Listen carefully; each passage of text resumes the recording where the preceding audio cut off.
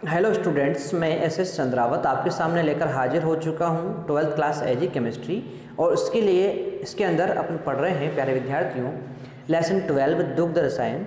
देखिए, दुग्ध रसायन या डेयरी केमिस्ट्री के अंदर अपनी चर्चा आज होने वाली है एक बहुत ही महत्वपूर्ण टॉपिक खीस या कोलेस्ट्रम से संबंधित। देखिए, खीस या कोलेस्ट्रम जो होता है ये क्या होता है, सबसे पहले इसके बारे में चर्चा करें। तो देखो, आपको पता होना चाहिए खीस का मतलब होता है जो पशु होते हैं, दुधारू पशु। इन दुधारू पशुओं के ब्याने के तुरंत पश्चात जब ये बच्चे को जन्म देते हैं तो दुधारू पशुओं के बच्चे को जन्म देने के तुरंत बाद जो उनके स्तनों से शरण प्राप्त होता है, उनके स्तनों से जो दूध प्राप्त होता है उसे खीस कहते हैं या कोलेस्ट्रम कहते हैं। ध्यान रखें, ये पशुओं के शिशु को जन्म देने के तुरंत बाद स्रावित दूध ही होता है, जिसे अपन क्या बोल देते हैं, खीस कह देते हैं। तो सबसे पहली बात तो आप लोगों को इसकी परिभाषा पता होना चाहिए, और वो परिभाषा मैं आपको यहाँ पर बता रहा हूँ। ठीक है, क्या है परिभाषा कि हाँ, परिभाषा कुछ इस प्रकार से हो जाएगी यहाँ पर कि पशुओं के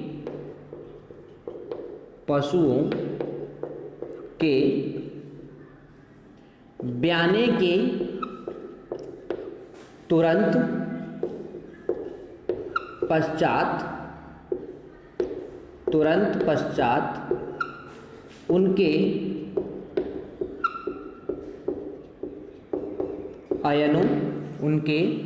अयनों से प्राप्त शरण को खीस कहते हैं। क्या बोलते हैं? खीस कहते हैं।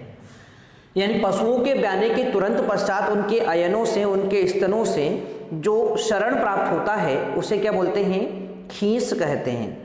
ठीक है भाई। अब खीस के बारे में चर्चा अपन यहाँ पर करें तो देखो, खीस का जो संगठन होता है वो पशु के ब्याने के प्रथम दिन के बाद ही, पशुओं के ब्याने के प्रथम दिन के बाद ही बदलने लग जाता है, और लगभग 3 से 4 दिनों में दूध में ये परिवर्तित हो जाता है। ठीक है, तो देखो भाई, इसके बारे में ध्यान रखना है कि ये जो खीस है ये नवजात शिशुओं के लिए अति उपयोगी तरल होता है, जो इनके अंदर उपस्थित सभी जो बैक्टीरिया होते हैं, सभी बीमारियां होती हैं, उनको खत्म कर देता है। तो ध्यान रखें, यह नवजात शिशु के लिए, देखो बहुत सारी बातें इसके बारे में जो एक एक करके अपन यहां पर लिखेंगे। ये नवजात शिशु के लिए अत्यंत उपयोगी होता है, अत्यंत उपयोगी होता है, क्योंकि यह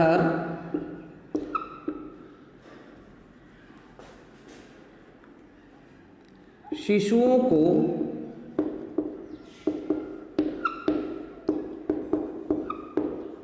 विभिन्न रोगों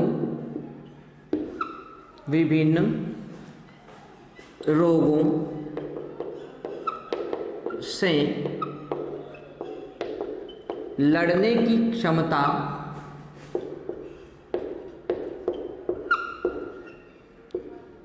प्रदान करता है, लड़ने की क्षमता प्रदान करता है। ठीक है भाई।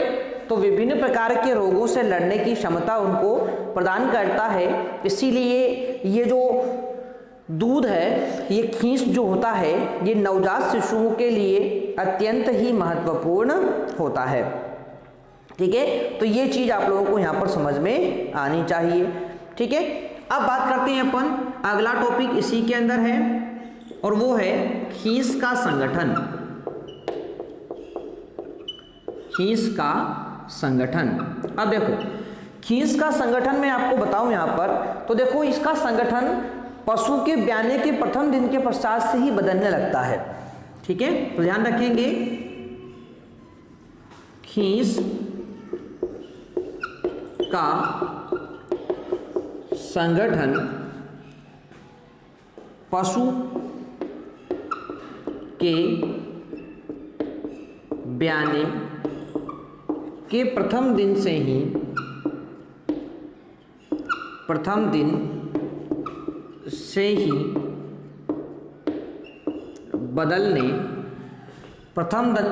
ही बदलने लगता है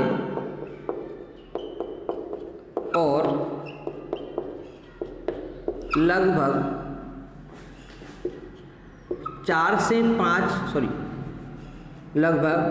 3 से 4 दिन में यह सामान्य दूध में बदल जाता है।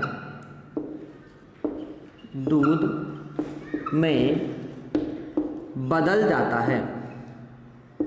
ठीक है भाई, सामान्य दूध में बदल जाता है। तो ये बात आपको समझ में आनी चाहिए। ठीक है, अब इसके अंदर कौन कौन से जो है गाय व भैंस के दूध का औसत संगठन किस प्रकार का होता है वो चीज अपन देख लेते हैं। तो देखो, गाय व भैंस के खीस का औसत संगठन, क्योंकि ये तो परिवर्तित होता रहता है इसलिए अपन औसत संगठन काम में ले रहे हैं। यहाँ पर औसत संगठन निम्न प्रकार है। अब देखो भाई, कौन सा संगठन पाया जाता है यहाँ पर, तो मैं आपको बता दूं। यहाँ पर सबसे पहले अपन इसको जो है टेबल के रूप में पढ़ेंगे, क्रम संख्या, उसके बाद लिखेंगे अवयव, फिर लिखेंगे गाय का खीस और फिर लिखेंगे भैंस का खीस। ठीक है, तो इस प्रकार से अपन संगठन यहाँ पर देखते हैं। अब सुनो, सबसे पहले बात करें अपन प्रोटीन के बारे में। ठीक है, प्रोटीन, तो गाय के खीस के अंदर प्रोटीन 17.51 होता है, 17.51 होता है। और भैंस के दूध के अंदर जो प्रोटीन होता है वो 21.80 होता है। कितना होता है? 21.80 होता है। ठीक है, तो 17.51 और 21.80 होता है। दूसरा अवयव होता है आपका, और वो है आपका कैसीन, यानी दूध में जो कैसीन पाई जाती है, वैसे ये भी प्रोटीन ही होती है। ठीक है, तो कैसीन की बात करें तो ये 5.08 5.08 होता है। ठीक है, 5.08 और 6.70 होती है। ठीक है, तीसरा बात करें अपन तो ये होता है आपका एल्ब्यूमिन या ग्लोबुलिन। एल्ब्यूमिन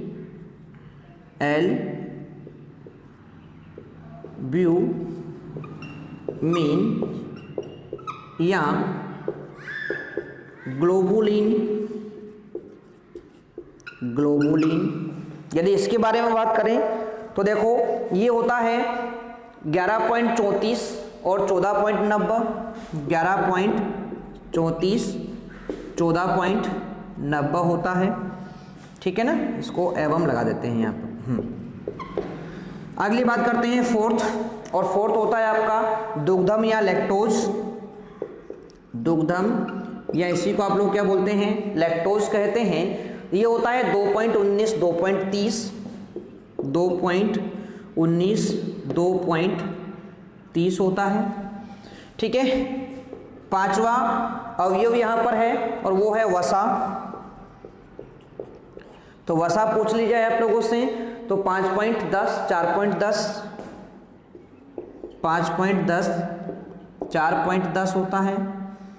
ठीक है, इसके अलावा बात करें तो खनिज पदार्थ, छठा है खनिज पदार्थ। खनिज पदार्थ यहाँ पर होता है 1.01 1.01 और 1.10, ठीक है। और बात करें लास्ट अपना, तो लास्ट होता है आपका जल, और आपको पता होना चाहिए जल सबसे ज़्यादा होता है, तो 74.19 और 72.01, इस प्रकार से, ठीक है। तो ये होता है आपका संगठन